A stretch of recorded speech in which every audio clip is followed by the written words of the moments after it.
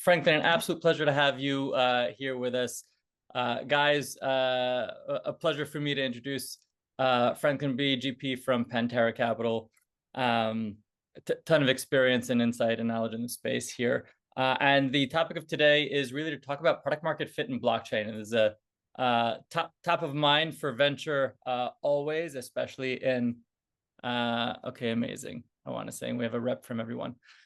So product market fit is obviously top of mind for all ventures. I think it's especially challenging in Web3 as everything seems to be new here.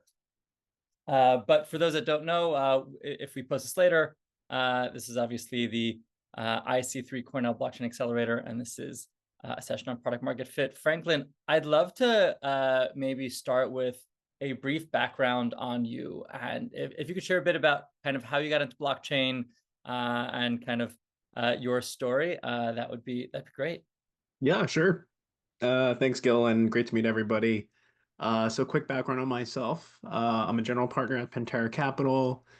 We are a blockchain investment firm that invests across early stage venture tokens, liquid tokens.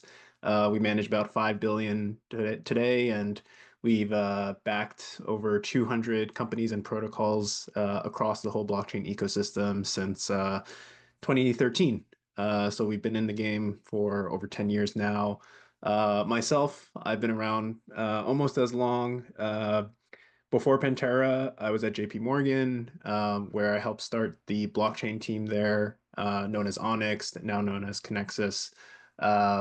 Basically started that team with a couple of other folks to figure out what the bank should do with blockchain. It ended up becoming a full-time team dedicated to research and development. We built out things like JPM Coin and rolled that out to over 200 banks. We built out Quorum, which was a enterprise fork of Ethereum, ended up selling that to Consensus. And then in 2018, just kind of hit the ceiling on, what the bank was willing to do with real customers. And so I left and founded a venture studio called Scale 8, where we got to work with a lot of early stage DeFi projects and centralized exchanges, folks like BitMEX and Ampleforth, and even one of the earlier blockchain ETF issuers. So it was a nice way to get into the space, sort of get outside of the JP Morgan bubble. But then crypto winter hit in 2019, and I shut it all down and moved out west to just figure things out and joined up with Pantera. That's an awesome background. I love it because you both have great insight from like a builder perspective as well as a consumer, like an enterprise consumer perspective, and in the DeFi space, etc. Let's dive into it. So product market fit means different things to different people. If you go online and search it, there's a ton of different definitions. Would love to hear how you define product market fit for blockchain specifically, and then maybe we can dive into afterwards how it might be different for infra and DeFi or consumer applications. Yeah, I think it gets debated a lot. I think it's really simple. You find product market fit when you feel it. You feel the market pulling you in rather than you trying to go to the market and try to pitch what you're building and what you're selling. People interpret it in different ways, right? I've been sort of a PM myself at times. I've worked with a lot of different product managers. Some folks might say, look, it's when you find that people really just love what you're building and would be really sad if you ended up shutting it down. I think that's true to some extent. I think the real thing is just, when it comes to all the choices that people have, why are they choosing to use what you're building? And are they doing it for the right reasons? And I think that's probably one of the hardest things in blockchain, because, oftentimes it's hard to actually identify your customers, number one, because we're in this open source synonymous environment. And number two, they might have a whole bunch of reasons for using your product. They might think you will do an airdrop one day, and that just totally destroys your ability to figure out, whether you have real product market fit. So I think it's challenging, uniquely challenging in blockchain, but PMF is what it is anywhere else. Do people love what you're doing, and are they, um, you know, pushing down walls and doors to try to get to it? Awesome. So right. So it's you're being pulled into the market. People love what you're doing, and I think you hit on a great kind of note there that they're not just in it for a temporary reason, but rather there's real value there, and they're not going to churn super fast. I think that's some of the definitions really focus on like ensuring that it's not just acquisition, but really continuing engagement and low churn. Okay, and then how do you think about it as different for an infra project versus DeFi versus consumer applications? Yeah, so that's where it gets really interesting. I think for infrastructure projects, it's really important to keep in mind that your real customers are developers. I mean, it seems like an obvious thing, but I think people get lost along the way and start to think, oh, well, there's a community of token holders, and there's folks who have been sort of testing out my product from day one and are airdrop farming to some extent. Those aren't your customers at the end of the day. It's people who end up building something on your infrastructure, and that's developers. So if you really focus in on that, then I think the question to really figure out is, well, why are developers choosing, or why should they choose to build on top of what you're building, your infra, your chain, whatever it might be?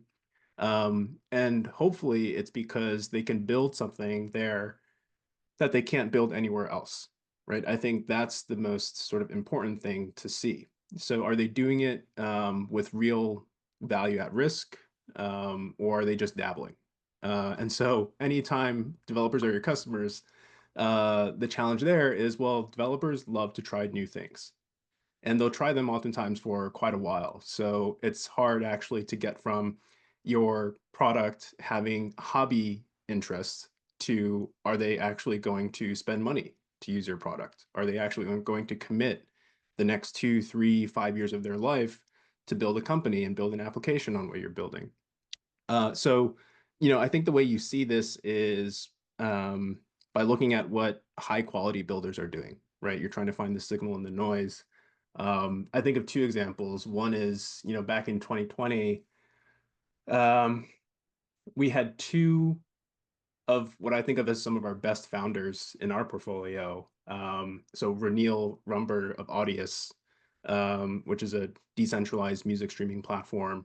Back in 2020, they had 6 million users, really just growing rapidly. And the other being Jeremy Allaire, founder and CEO of Circle. In back-to-back weeks, they emailed us saying, hey, we're thinking of migrating from Ethereum to Solana. What do you think? And so for us, it was a really high quality signal, right? Because these are companies with users that they might lose if they end up migrating, right? These are um, companies with employees and engineers. They're going to have to retask to rebuild everything that they've done before. So there must be a real reason why they're doing it, something that they can't build anywhere else, right? And so I think when you see that kind of signal, you just go and chase it and you figure out, okay, what is it that's driving them to do that and to actually risk something to build where you're building. And then the second example I thought was really entertaining at the time was when Uniswap started migrating to layer twos. And there was a DAO vote actually to push them to not just launch on Optimism, but actually launch on Arbitrum. So the entire community basically stood up and said, wait, why are we just doing Optimism? Arbitrum is such a better product. We have to instantiate Uniswap there. And so, today Arbitrum is the leader in L2 volumes for Uniswap overall. Um, but it just shows, look, at some point the market is just pulling you there, right? Whether you want to or not.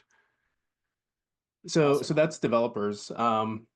I think for DeFi and consumers, I kind of think of them similarly, right? At the end of the day, there's an end user who's an individual. They're using something on the application layer. And so um, I think the challenge is really just, how do you identify organic usage? in organic demand. It's just really hard because, of all the things I said, right? People are looking for um, yield incentives, they're looking for airdrops to farm. And so you really need to figure out how to find clean data on your users. Um, One of the more interesting metrics that I've come across, which ends up being useful, particularly in the gaming sector, is uh, I guess I call them like virgin wallets or first time wallets being set up that are not tied to Sybil attacks, right? So again, it's hard to actually get to that data. You have to do a lot of cleaning to try to detect and try to put some kind of anti-Sybil filter on it. But if you can, then I think that's actually a great metric to show you net new interests that isn't biased by you know, folks that are just super crypto native and, are habitual airdrop farmers. They're not biased by, oh yeah, I got a huge airdrop last week. I'm going to jump into 20 more applications this week. So finding those virgin wallets actually and seeing if that metric is growing over time actually tells you if you're building something unique and building something that actually pushes net new people outside of the crypto bubble to open wallets for the first time and use your application. So it's a smaller number, but it's actually a more valuable, useful number. Um, and if you can Awesome. find that, then you kind of need to find the least messy part of your application, right? The part that's not incentivized, the part that's, maybe been out there for 30 days or 60 days where you can have a real cohort that's not just trying to pick up some extra yield or airdrop incentives. Yeah. So I like this. So on the infra side, it's really kind of trying to hone in on personas that can't build anywhere else. And you actually do have some sort of technological value proposition for those personas specifically. And then kind of on the more DeFi consumer end, it's trying to disentangle from people that are just looking for temporary yield and will hop on to the next best thing as soon as they extract whatever value they can. I guess that kind of implies a little bit of potentially delaying token launches and begs the question of like, to what degree are points programs helpful or harmful in terms of bringing on the right people so you can actually see, is there actual value that's being delivered, or are people just looking to get money and then kind of head elsewhere? Yeah, exactly. And I think on that last part too, um, you know, I don't I don't want to dismiss um, token launches as this great growth bootstrapping tactic that you can use, right? But I think you have to recognize how powerful it is, and sometimes it's so powerful that it screws you up for the long term. You Yeah. just never get back to a place where you have clean user data ever, right? And so sometimes it makes sense to say, okay, well, I've seen a lot of founders do this, right? They'll sort of index every airdrop that's happened in the last 6 months and say, okay, what campaigns have worked? What was the kind of marketing that people did to make them really successful at that, um, essentially that growth campaign. Um, and then they'll kind of tie it all together, throw it down the well, and try to make as big of a splash as possible.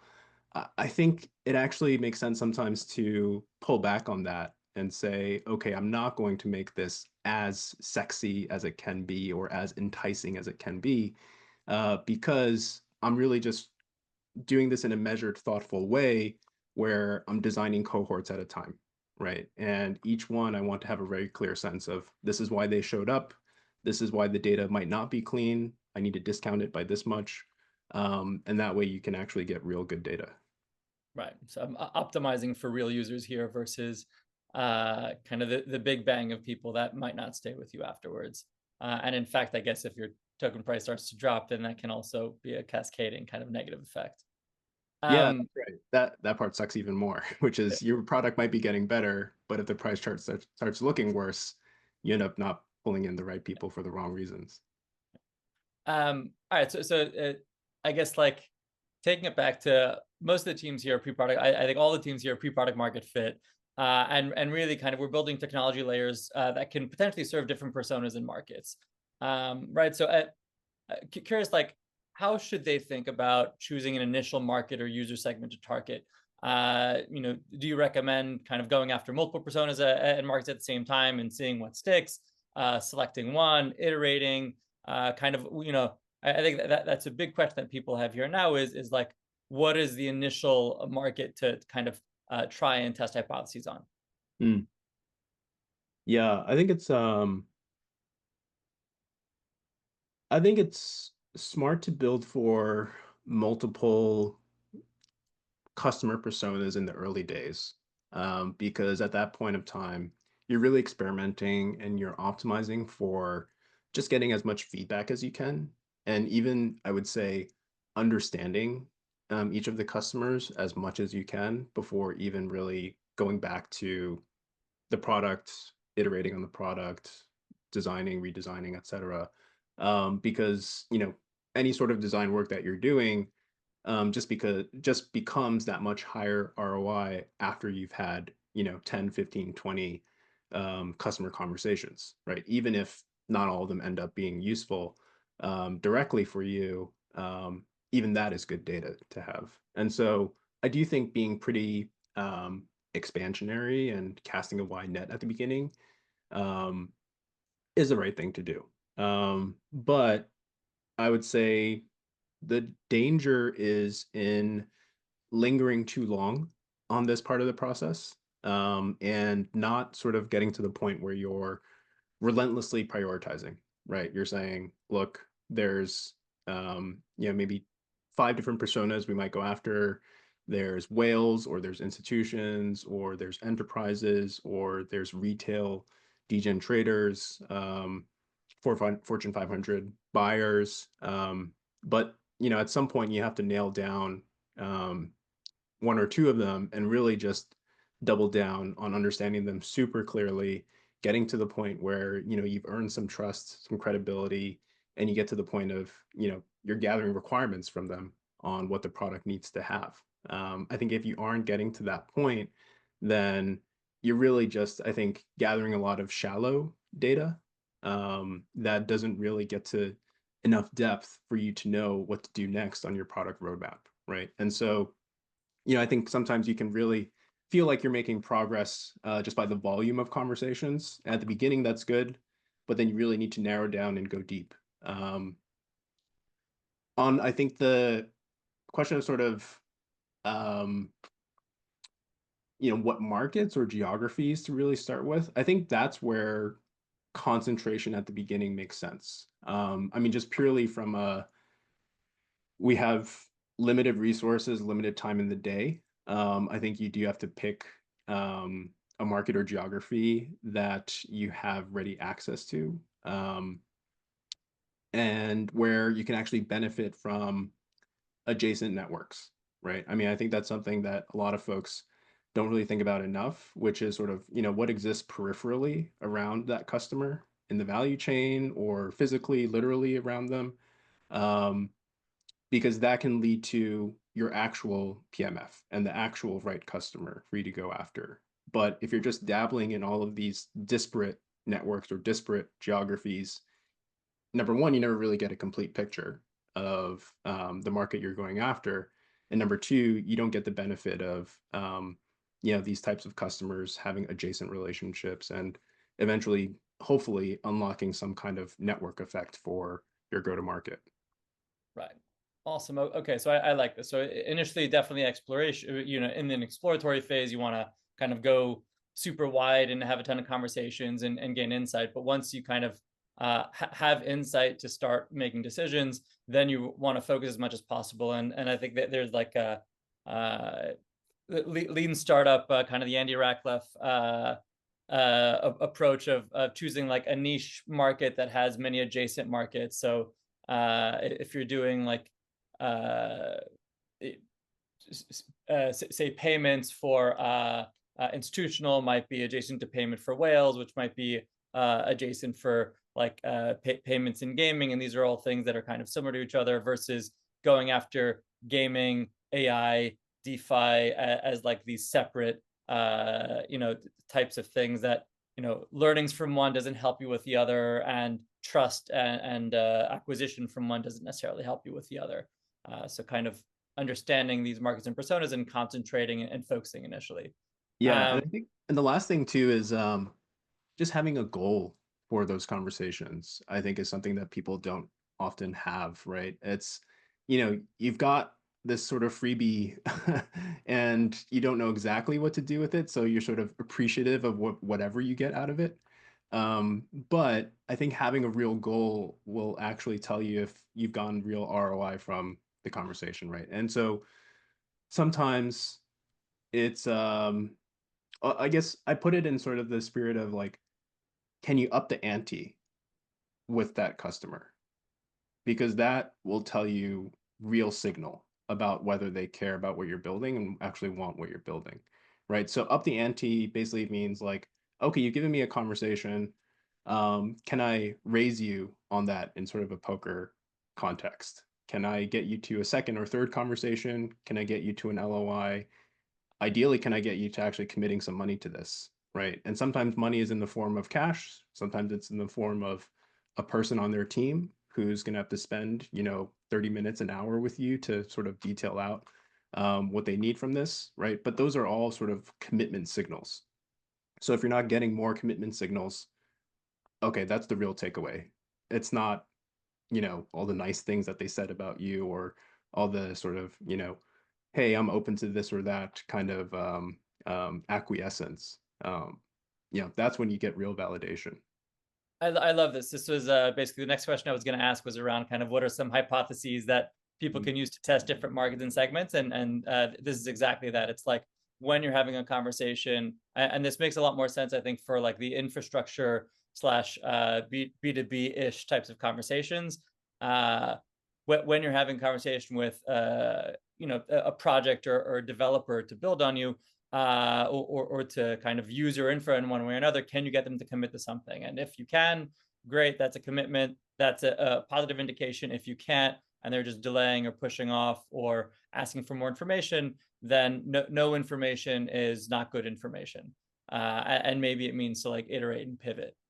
Curious, like what are some hypotheses that you can test in a more like consumer focused, DeFi focused, trader focused market? Is it just like seeing what hits and sticks? Is it like getting beta customers? Yeah. So so I guess on the consumer and DeFi side, um, it depends on how much insight you have into them. Obviously there's DeFi protocols you can launch where um, actually profiling the wallets becomes the biggest challenge, right? It's sort of really hard sometimes to actually connect with your biggest users of the platform. And so, a lot of it is just sort of data gathering about, what is the quality of the users on your platform. So, this is where tools can be really useful, whether it's Nansen or Artemis or Helica or whatever that you can use for on-chain analytics. But really, it's that you want to understand as much as you can about the type of user that you have on your platform. And is that composition changing over time to become higher quality? However you define quality, right? So if you're building a trading platform that's very much optimized for casual or degen or speculative trading, then what you want to understand about your wallets is, well, are they high volume transaction wallets? But if you're building something that's more like a Morpho or more like an Aave that is looking to attract stickier capital, right? Then what you're really looking for is, okay, the quality of those wallets. Are they whales in a sense? Do they actually stick with applications that they try out? Do they often rotate capital across different applications? Do they take it off and back into exchanges all the time? And so all of that gives you a better picture of the user composition on your platform, and that's something you can track over time. Is that quality improving? I On the love other that. side of things, on the more enterprise side, I think um, there's interesting forks in the road for that, right? Especially if you're building for developers. I think when you look at the developer market, I guess people try to categorize it as sort of there's individual kind of hobbyist developers, there's small to medium sized businesses, and then there ends up being, the Fortune 1000. Um, and there's a fork in the road for companies on which one to go and serve first, right? And you kind of have to figure it out because you have to build a very different machine to go after each of those. And so, Alchemy is a good example of this. We've been working with them since 2019. They had this same kind of decision to make, right? Do they go and build for, um, the top projects building on EVM, or do they go and try to sell to the Fortune 500s that are all excited about NFTs at the time and the metaverse at the time? Um, and it's tough to really decide, but I think um, it's really just about gathering the signal there, right? There were developers and projects at the startup stage who were paying Alchemy um, real money to use their product. They complained every time and there was ever any uptime issues. So they care, that there's a real product behind it that they need Alchemy for. And then on the enterprise side, it was more um, it was more about trying to keep them on the list than trying to sort of kick them off the list. Meaning, every time they had these conversations with enterprises, it was always, well, let's find something to work on, rather than the enterprises saying, hey, we've got something that's on fire. We're working on it. We need it to get back online. Can Alchemy solve that for us? Right. And that's a very different thing that they were hearing from individual developers and projects and startups, but not hearing from the Fortune 1000. And so that ultimately helped them figure out that fork in the road where they said, okay, let's go and make our product self-serve. Let's go and make this really easy for um, uh, anyone to just start something new on, and then we can build from there. And then today, they're at the point now where they can take on enterprise customers, right? And they're well positioned for that. I like that. So it's really kind of on the consumer side, looking and identifying those target personas, the attributes that they have, and really kind of clarifying for yourself a metric around that, so that you can say, yes, these are our users are meeting these metrics, and whether that's like a transaction volume, whether it's like wallet size and engagement retention, and so like really understanding that and being able to measure that, and if numbers are going up, great, and if they're not, something to be concerned about and potentially pivot to different persona. And then on the enterprise side, kind of really also seeing where there's more pull than effort that you need to do. I think the interesting thing there is also like, what is the cycle and time for closing projects, right? And if it's going to take you 6 to 12 months, then you really have no feedback, versus like faster cycles that let you iterate and make sure that you're building something that people want. Yeah, that last part is really it can really be a startup killer.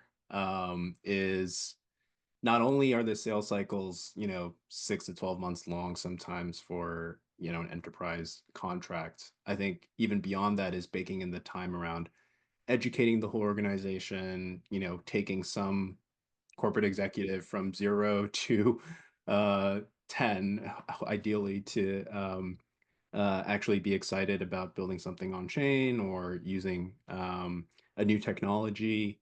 And you just don't have that time as a startup. You need people to come in who are sort of ready to buy. And if you're betting that they'll come around in time, you're sort of betting on something that's never really happened in all of history, right? It's sort of, who's going to bet on the Titanic to make a 180-degree turn? Yeah, Well, sure, it can happen, but it would kind of defy the laws of physics in a way. So So Probably the not. better to grind on volume of conversations with different folks to find the ones that really have a need versus then grind with individual ones to try to convince them to do something that they don't already want to do and isn't really necessarily in their plan. Um, and that dovetails well to the next question, which is like, kind of what are some common mistakes that you see teams making when going after initial markets?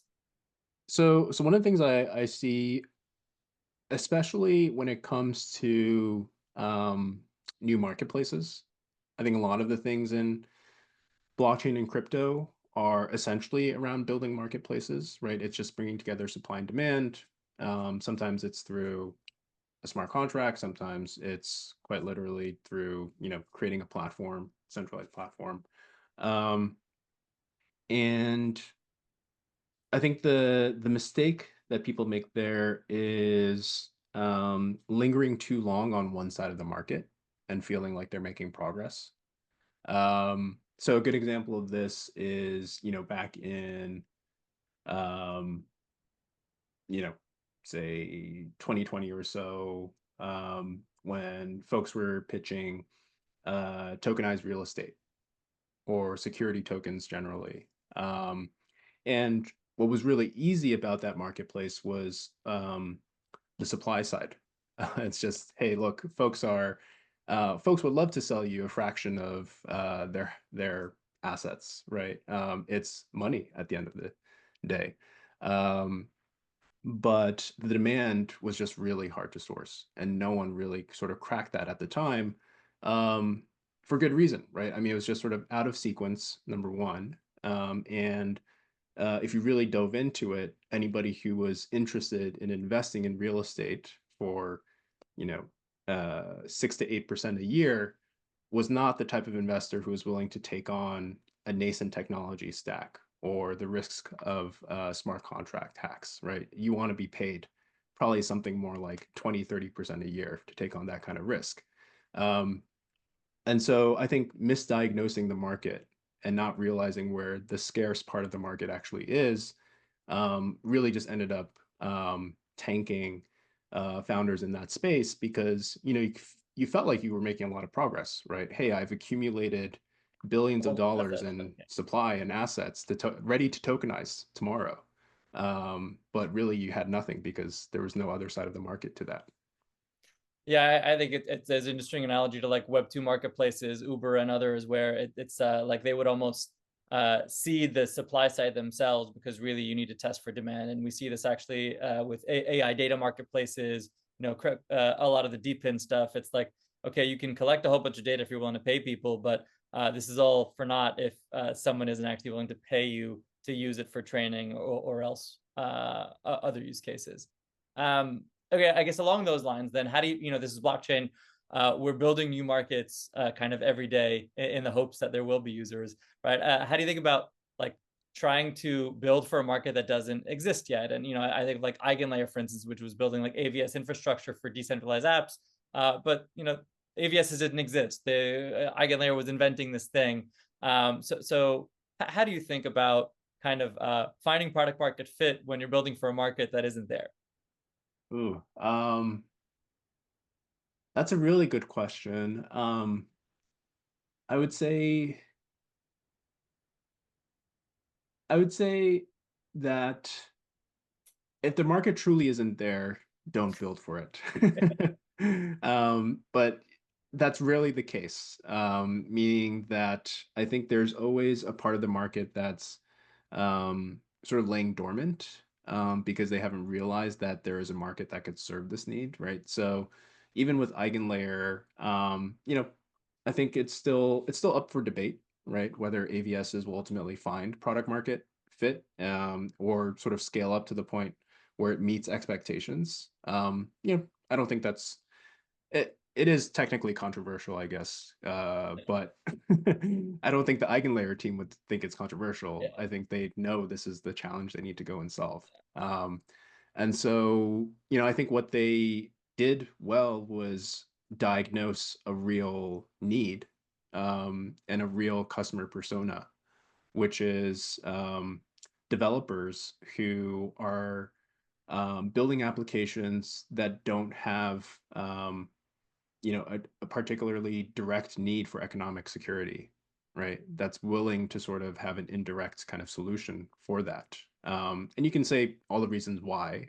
Maybe it's because the application they're building doesn't put economic security at the top of its priority list, right? There's things that we can use casually and don't have a ton of value at risk where that is the biggest, most important thing.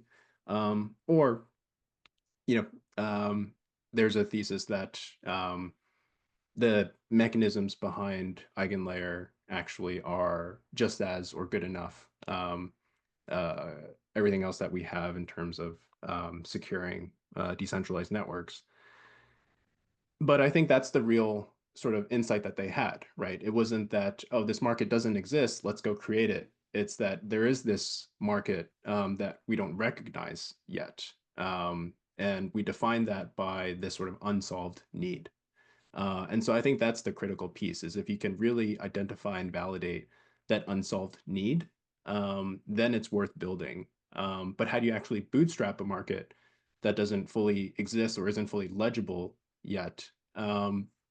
That I think is sort of the real question. And I think for that type of situation, um, you need to gather 2 or 3 really good design partners, essentially potential customers who will build sort of the first prototype with you. Because I think that's the really hard part when the market's not legible yet, is you need to do both the hard thing of building the solution, but also educating the market about the problem that you're solving.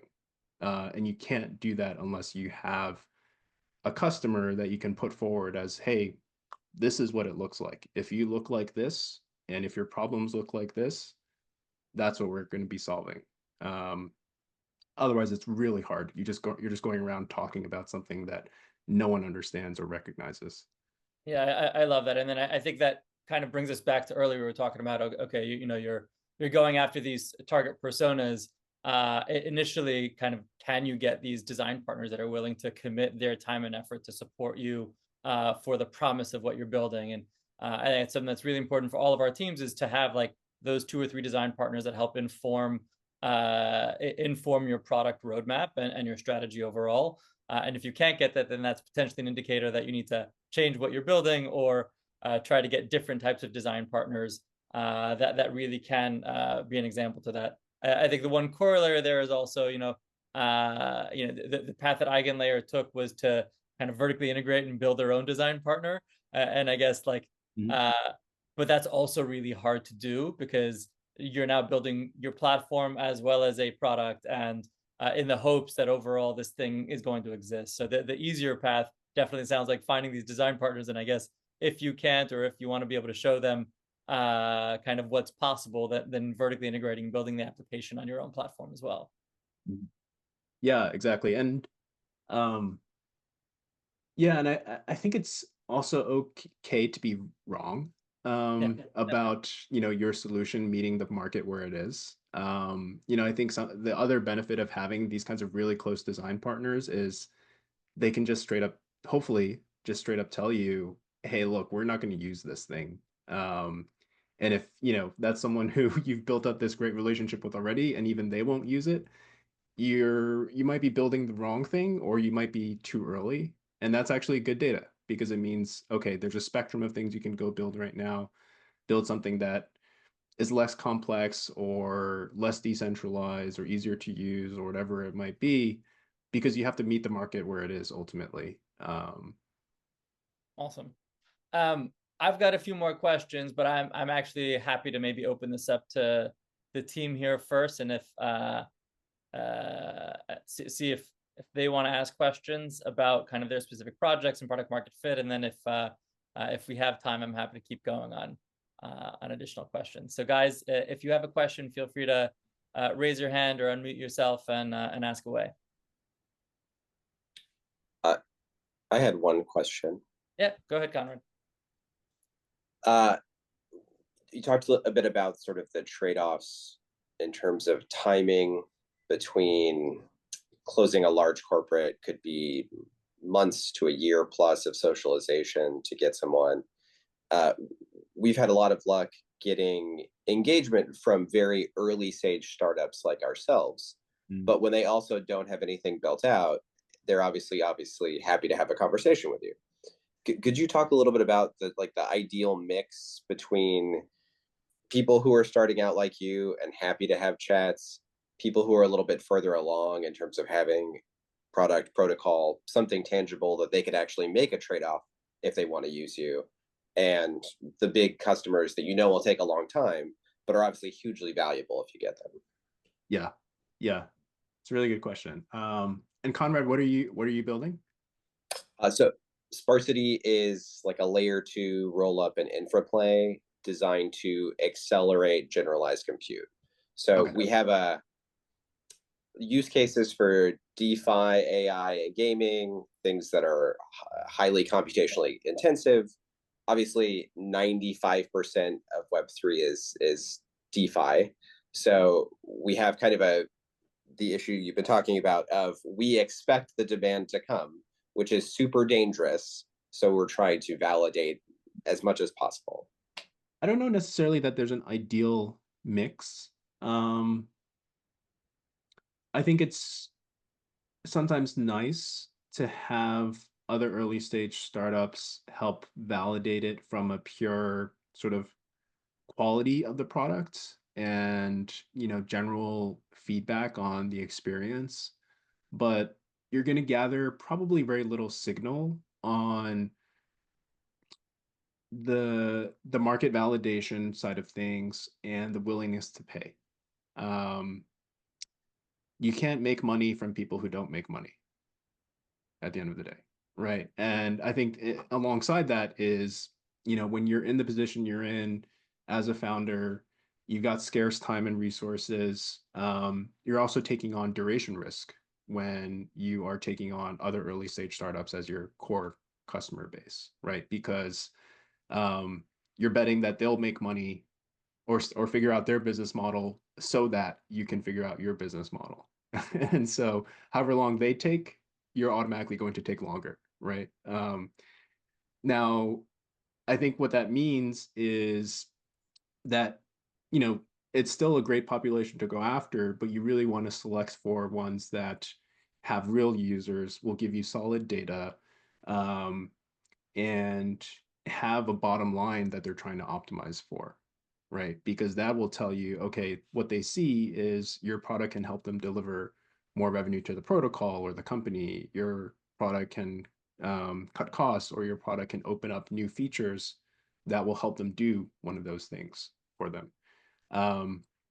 And when you can find that part of the population that sees that and agrees with that, that's where you will get real signal. I agree with everything you said. From a very tactical standpoint, would it make sense to look to projects and companies who are one round of financing ahead of us, and we can go assess and see if they have a business model that makes sense, and then work backwards to say, okay, if we think we add value, reach out and try to start a conversation? I think that's a decent indicator, at least in terms of filtering, right? I think at the stage where you're trying to find PMF and you're trying to validate, you're really trying to kick people off of your list as much as possible, because there's an endless number of people to talk to. And so it's almost like you go into that conversation, you realize, hey, this is actually the wrong profile. Great, like be relentless and sort of essentially merciless, right? And kicking them off the list, because you can then spend more time with other folks who should stay on the list.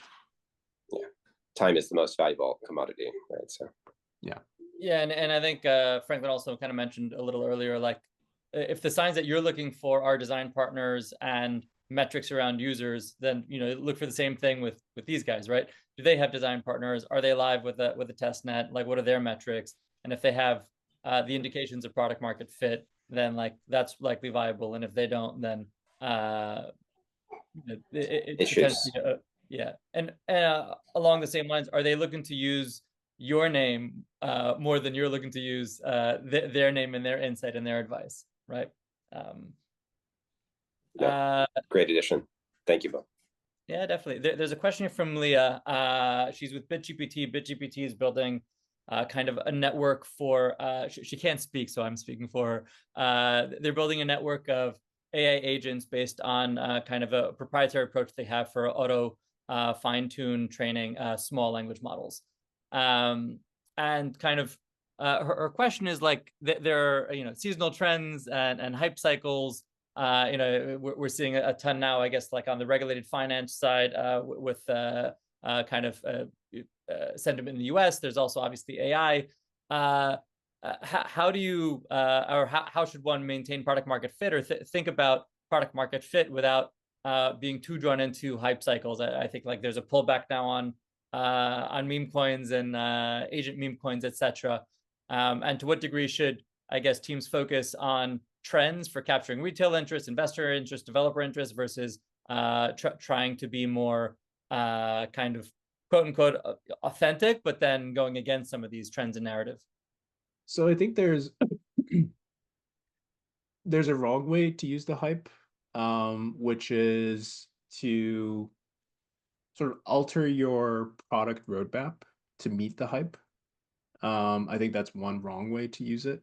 I think the right way to use it is when you've got a product, you've got a hypothesis about the market, and the hype helps you to open doors you couldn't open before, and essentially lower your user acquisition cost. Because that's really what I see as the benefit of, any bull market generally, is, that's the highest ROI you're going to get from your customer acquisition dollars, right? It's sort of the winds are all behind you. You can sail as fast as you can. So you might as well pump the gas. But I think the other things still apply, which is that when you get into these kinds of conversations or these kinds of sort of user growth campaigns, you need to, again, just sort of raise the cost, like up the ante. Instead of trying to sort of increase your overall volume, increase the actual sort of either revenue or commitment that you're getting from users, right? Because I think that's what helps you ultimately separate out the noise. It's what helps you sort of pull away from all the folks that are following the hype, won't be around afterwards, are just there to, airdrop farm or, whatever the equivalent of that might be, right? Just sort of be part of this without really being a sustainable part of your user base. And so I think the ways you can really identify those folks is by upping the ante, getting them to commit either more resources, more time, more actual money, almost sort of create that VIP cohort of users that have something at stake. Sometimes it's literally something staked, but other times it's really just more, hey, look, sure, you could multiply your users by 10x, 100x during this hype cycle, but have you actually multiplied your VIP cohort by 10, by 100x, right? So that's really the metric to go and track, and you have to attach something to that. So I think that's the way to go. And, sometimes you do find, hey, look, a lot of people just end up dropping off, and that's okay. Yeah, awesome. So like, don't change your product to meet hype, but find the intersection of hype with like your core value proposition, and use it for customer acquisition. And I guess this also ties into the question that Conrad had of like, make sure that the users you're building for are people that like are actually committed, are willing to pay with time, commitment, money, engagement, etc. And are real users that you're creating value for, not just people that are trying to ride a hype cycle. Yeah, I'll give you a good example of this. Yeah, I'm always looking for, I guess, our portfolio companies that have really scaled, because that's when you really see, okay, something that's independent of the hype cycle. But Bitso is a really good example of this. They're essentially, the Coinbase of Latin America, right? And you could say that their core business model is just the exchange and the brokerage part of the business, right? But that goes up and down with the hype cycles, very much so. And so, for them early on, I think the VIP cohort ended up becoming the folks that were sending payments back to their families, regardless of whether there was a bull market or a bear market going on, right? That is the customer base that they end up building around, right? Which is, we're not just an exchange that's helping people to speculate on crypto. We are a payments business and a payment platform that's built around this that helps people build wealth and ultimately be able to transfer money back to their families. So I think it's that kind of thing where you're almost sort of tier ranking your users and finding the ones that have the most reason to use your platform. If that's growing, and if you can grow that with the benefit of the hype cycle, that's great. Anyone else have open questions? Yeah, actually. So I think maybe like consolidating a bit two of those questions that were asked Daniel, if you could before. also just give a quick one line on SpaceCoin. Sure, yeah. So we're building infra based on satellites for secure computing that would be interesting for different programmable cryptography applications, and ultimately we're envisioning building a new layer one. So very much like on the hardcore infra side that needs to birth its own market. So this conversation is definitely, touching on interesting points. I think with regard to like balancing between the market hype cycles and your original roadmap, and like how to not make it just chase after the shiny new thing, but rather like repackaging your, let's say, existing product into some new messaging or something that doesn't really change. I'm wondering, like, in crypto, there's always on the one hand, the utility aspect or the technology, and then on the other hand, the very speculative aspect. And I think anyone that has been long enough would agree that it's foolish to completely ignore the speculative aspect, because oftentimes it's kind of like the flywheel comes from the fact that there is this external feedback loop where the speculative hype is validating the credibility, so to speak, because it's like, yeah, you generated interest.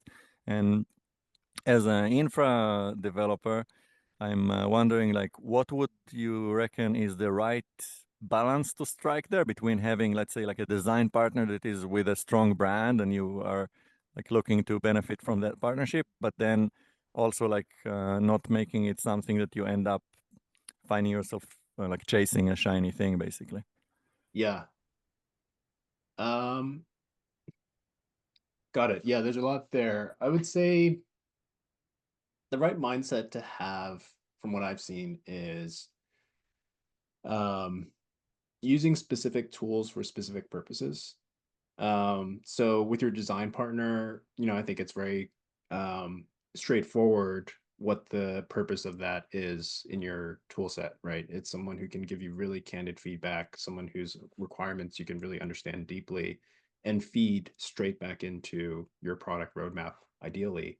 But as you said, the speculative forces of crypto are also a tool, right? Especially when you're building a layer one or something that's extremely, developer focused as infrastructure. Because, that is marketing, that is attention grabbing, that is how you expand the funnel, the top of funnel, right?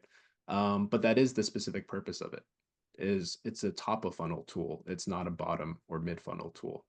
And so I think if you don't have the right fishnets set up to catch the right part of that funnel for yourself and attract them and have the right tools for them to end up using to build applications or whatever it might be, then that top of funnel ends up becoming very inefficient and not very valuable for you. So I think sometimes teams can get ahead of themselves and activate the speculative forces too early. And then they don't have the right fish net or the right buckets to sort of catch a good portion of that, right? I mean, ultimately, you're going to have waves. It's inevitable, right? You're going to have these waves of sort of speculation that drive new users, drive new developers to you. And the goal is to have a better bucket or better fish net every time. Yeah, that makes sense. Cheers. Awesome. And with that, I think we just hit top of the hour. So Franklin, thank you so much for your time here. Guys, if you have any other questions, please, reach out to myself, and we'll connect you to Franklin. And I'm sure he'll be happy to oblige. But Franklin, really appreciate the time. This has been an awesome conversation and super insightful. Of course. Thanks for having me. Great meeting everyone.